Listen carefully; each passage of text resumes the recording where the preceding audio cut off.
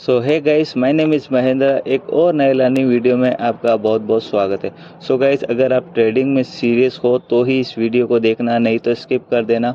और जो लोग सीरियस हैं, अपनी लाइफ में कुछ बड़ा करना चाहते हैं, कुछ बड़ा गोल रखते हैं, उन लोगों से मैं एक ही चीज़ कहूँगा कि इस वीडियो का एक भी सेकंड आप स्किप मत करना, क्योंकि जो बातें मैं आपको बताने जा रहा हूँ वो आपके ट्रेडिंग को यू टर्न दे सकता है। मैंने आपको इसके पहले वाले वीडियो में बता दिया है कि मैंने अपने शुरुआत के समय में मैंने क्या-क्या गलतियाँ की जिस वजह से मैं लॉस में रहा। वो वो अगर वीडियो आपने नहीं देखा तो मैं डिस्क्रिप्शन में उसका लिंक दे दूँगा, आप जाके देख लेना। तो मैं आपको बताऊँगा कि उस फेज़ से मैं कैसे निकला और वो कौन-कौन सी हैबिट है जो मैंने अप्लाई की अपने ट्रेडिंग करियर में, जिससे मैं यहाँ से यहाँ तक पहुँच पाया। वीडियो स्टार्ट करने से पहले आप चैनल को सब्सक्राइब कर देना और लाइक भी कर देना, इस जिससे मैं आपके लिए ऐसे ही वैल्यूएबल कंटेंट लाते रहूँगा। तो चलिए वीडियो को स्टार्ट करते हैं।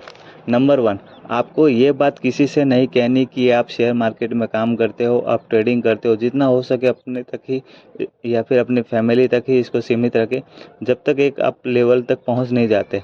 क्योंकि अगर आप उनसे कहोगे कि मैं शेयर मार्केट में काम करता हूं, तो वो ज़रूर कुछ ना कुछ ऐसा कहेंगे जिससे आप डीमोटिवेट हो सकते हो, क्योंकि आप एक लर्निंग फेज़ में हो और हो सकता है कि आप अभी लॉस में हो और उनकी बातें आपको लग जाए। और इसलिए आपको ही पता होना चाहिए कि आप क्या काम करते हो। जब आप सफल हो जाओगे तो लोगों को अपने आप पता चल जाएगा कि आप क्या काम करते हो, और जो बात अपने आप पता चलने में होती है वो बात बताने में नहीं होती। तो आप इस बात का ज़रूर ध्यान रखें कि किसी को बताएं नहीं।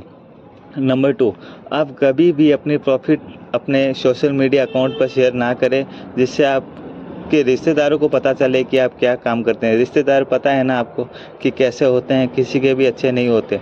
आपने इतना प्रॉफ़िट कमा लिया है, देखो, जब तुम अपने प्रॉफ़िट अपने रिश्तेदारों को बताओगे तो बहुत अच्छा लगेगा आपको, ठीक है? लेकिन जिस दिन अगर आपका लॉस हुआ तो उस दिन आप नहीं बता पाओगे। इसलिए ना प्रॉफ़िट ना लॉस किसी से कुछ भी शेयर करना नहीं है। नंबर 3, कि आप जब ट्रेड लेते हो तो ये हमेशा कोशिश करो कि आप एक सही जगह पर एंट्री करो। भले आपको थोड़ा वेट करना पड़े।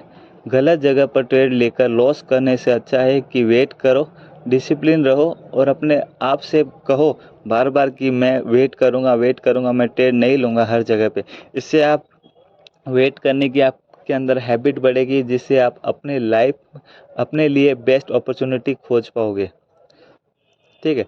नंबर 4 पॉइंट इज़ कि अगर आपने सपोज़ कोई ट्रेड ले लिया है और आपको उस ट्रेड में फुल कॉन्फिडेंस है, फिर भी आपको उस ट्रेड में लॉस दिख रहा है अच्छा खासा और बहुत देर से, तो आप एक सही जगह देखकर तुरंत एग्जिट करो। चलो मान लेते हैं आपने कॉन्फिडेंस कंफर्मेशन के साथ में ये ट्रेड लिया है, फिर भी ये ट्रेड आपको लॉस दिखा रहा है, तो आपको निकलना है उस ट्रेड से। क्योंकि अगर उस ट्रेड ने आपको लॉस दिखाना शुरू कर दिया है तो वो प्रॉफिट में आए उसके चांसेस बहुत कम है।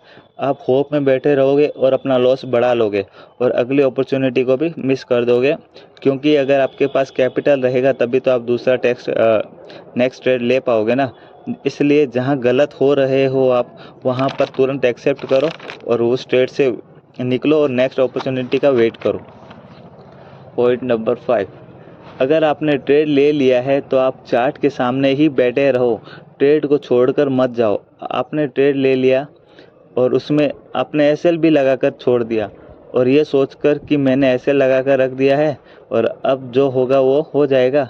इस माइंडसेट से आप कभी ट्रेडर नहीं बन पाओगे, क्योंकि आपकी अभी जो स्टेज पर आप हो शुरू में, वो एक लर्निंग और एक हैबिट वाली स्टेज है।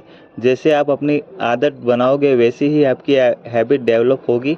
अगर आप ट्रेड लेकर और स्टॉप लॉस लगाकर उसको छोड़ दोगे तो आप सीखोगे क्या ट्रेडिंग से? उस ट्रेड से क्या सीखोगे जो आपने लिया है? आपका जो भी काम है आप पहले उसको निपटा लो और फिर ट्रेड करो और ट्रेड से एग्जिट करके ही बाहर निकलो और जो करना है वो करो। क्योंकि जब तक आप चार्ट पर स्क्रीन के सामने बैठोगे नहीं तो आपको कैसे समझेगा कि चार्ट कैसे बनता है, चार्ट कैसे काम करता है और चार्ट में क्या क्या हुआ जब मैंने ट्रेड लिया। तो चार्ट के सामने आपको बैठना ही है और मेरी मानो तो अगर ट्रेडर बनना है तो सबको छोड़कर चार्ट को ही अपना बना लो। फिर एक दिन आएगा कि चार्ट भी आपसे बातें करेगा। लेकिन उसके लिए आपको मेहनत करनी पड़ेगी, दिन रात देना पड़ेगा, ठीक है। पॉइंट नंबर 6 कि बहुत लोग ऐसे भी होते हैं कि अपना ट्रेड में स्टॉप लॉस नहीं लगाते, वो अपना स्टॉप लॉस अपने माइंड में रखते हैं। उनको ऐसा लगता है कि वो अगर स्टॉप लॉस लगाएंगे तो मार्केट उसका स्टॉप लॉस लेकर चले जाएगा उसके डायरेक्शन में, इसलिए वो ऐसा नहीं लगाते। लेकिन मैं आपको बता दूं कि अगर आपने सही जगह पर एंट्री कर ली तो एसएल आपका भले 10 पॉइंट का हो, लगाओगे तो भी मार्केट आपका एसएल हिट नहीं करेगा। लेकिन अगर तुमने बैंक निफ्टी में ट्रेड करते हो तो उसका एक लॉजिकल एसएल होता है 30 पॉइंट का, जो मैं यूज करता हूँ, क्योंकि bank Nifty highly volatile index है और वो एक कैंडल 100 से 150 200 पॉइंट की भी बनाने की क्षमता रखता है। सिस्टम में ऐसे लगाने का फ़ायदा ये है कि आपको पहले ही पता चल जाएगा कि आपको अगर इस ट्रेड में आप गलत हुए तो आपको लॉस कितना होने वाला है, तो आपको कितना लॉस होने वाला है, और आप उस ट्रेड से डरोगे नहीं और आप फ्री माइंड से ट्रेड में होल्ड कर पाओगे, ठीक है। और अगर आपने स्टॉप लॉस माइंड में लगा लिया तो मार्केट में आपके अपोजिट डायरेक्शन में अगर आ गया और 100 से 150 200 पॉइंट की एक ही कैंडल बना दी तो वो एक ही कैंडल काफ़ी है आपके कैपिटल को उड़ाने में। इसलिए स्टॉप लॉस लगाना ही है सिस्टम में, और अगर आपको अपना कैपिटल सेफ रखना है तो, ठीक है। पॉइंट नंबर 6, आपको मार्केट में कम से कम 2 साल तो देने ही है। मार्केट में आपको 2 साल देने हैं, आंख बंद करके देने हैं। आपको यही सोचना है कि मुझे मार्केट को 2 साल देने हैं और 2 साल में मैं सिर्फ मार्केट से रिलेटेड ही कोई काम करूँगा, उसके अलावा कोई काम नहीं करूँगा, ठीक है। इन 2 सालों में आप सिर्फ ट्रेडिंग में ही फोकस करोगे और उसके अलावा भी कहीं पे फोकस करना है तो आप अपनी हेल्थ पर कर सकते हो, क्योंकि हेल्थ और वेल्थ दोनों बहुत ज़्यादा इम्पोर्टेंट है आपके लिए। और इन 2 सालों में आपको अपने लिए रूल्स बनाने हैं, आपने क्या क्या गलतियाँ किया है वो लिखना है, ठीक है। आपको एक जनरल मेंटेन करना है, जो भी आप मंडे से लेके फ्राइडे तक ट्रेड लेते हो वो आपको जनरल बनाना है। उसमें आपने क्या लॉजिक से ट्रेड लिया, ठीक है, क्या सोच के ट्रेड लिया, कितनी क्वांटिटी ली आपने, कितने लॉट लिए, किस में ट्रेड लिया, मंगलवार को लिया, सोमवार को लिया, क्या क्या लिया, XYZ, और आपको लॉस हुआ है या प्रॉफिट हुआ है, और लॉस हुआ तो क्यों हुआ और प्रॉफिट हुआ तो क्यों हुआ, सारी आपको लिखना है। और सैटरडे को जब मार्केट छुट्टी पे रहता है, सैटरडे संडे को एनालिसिस करना है कि मेरे कौन से लूज पॉइंट की वजह से मुझे लॉस हुआ और कौन से अच्छे पॉइंट की वजह से मैं प्रॉफिट में रहा, तो उन लूज पॉइंट को आपको वहाँ से हटा देना है, ठीक है। तो रोज़ मार्केट की एनालिसिस करनी है, रोज़ कम से कम मार्केट क्लोज होने के बाद में आपको चार्ट देखना है और चार्ट को समझना है, स्टॉप लॉस हमेशा लगाना है। ट्रेडिंग से रिलेटेड कोई भी बात अपने रिश्तेदारों से नहीं करनी। अगर टीवी देखने का मन करे तो सिर्फ जी बिजनेस का चैनल देखना है, ठीक है। वहाँ पे आपको पता चलते रहेगा कि भाई ग्लोबल मार्केट में क्या हो रहा है, इंडियन मार्केट में क्या हो रहा, ठीक है। तो आप एक स्टॉक मार्केट से कनेक्ट रहोगे, ठीक है।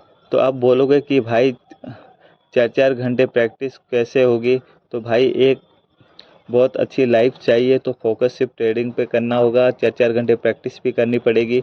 शुरुआत में आप सिर्फ 1 लॉट या 2 लॉट से ट्रेडिंग करना, क्योंकि अभी आप सीखने आए हो, ठीक है। तो 1 या 2 लॉट से पैसा कभी नहीं बनेगा। 1 या 2 लॉट से सिर्फ लर्निंग होगी, पैसा बनेगा बड़ी क्वांटिटी से, लेकिन वो आपको सीख के करनी पड़ेगी, नहीं तो आप रोड पे भी आ सकते हो।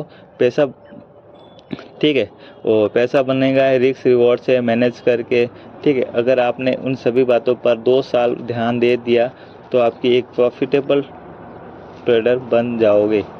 और जिस चीज़ को खरीदने के आज आप सपने देखते हो, आईफोन, गाड़ी, घर, अपनी लाइफस्टाइल, वो एक दिन हकीकत हो सकता है अगर आपने मेहनत की 2 साल तो, ठीक है। क्योंकि ट्रेडिंग ही एक ऐसा बिजनेस है जो आपने सोचा भी नहीं है, वो भी आपके सामने लाके रख सकता है। लेकिन आपको इसको टाइम देना पड़ेगा, इसको सीखना पड़ेगा, इसके अंदर घुलना पड़ेगा, इसको जीना पड़ेगा, ठीक है। ट्रेडिंग के अलावा आपके पास में दूसरा कोई ऑप्शन नहीं होना चाहिए। इस चीज़ का भी आपको हमेशा ध्यान रखना। इसलिए अभी फोकस सिर्फ लर्निंग पर करो, ना कोई गर्लफ्रेंड और ना ही कोई आईफोन।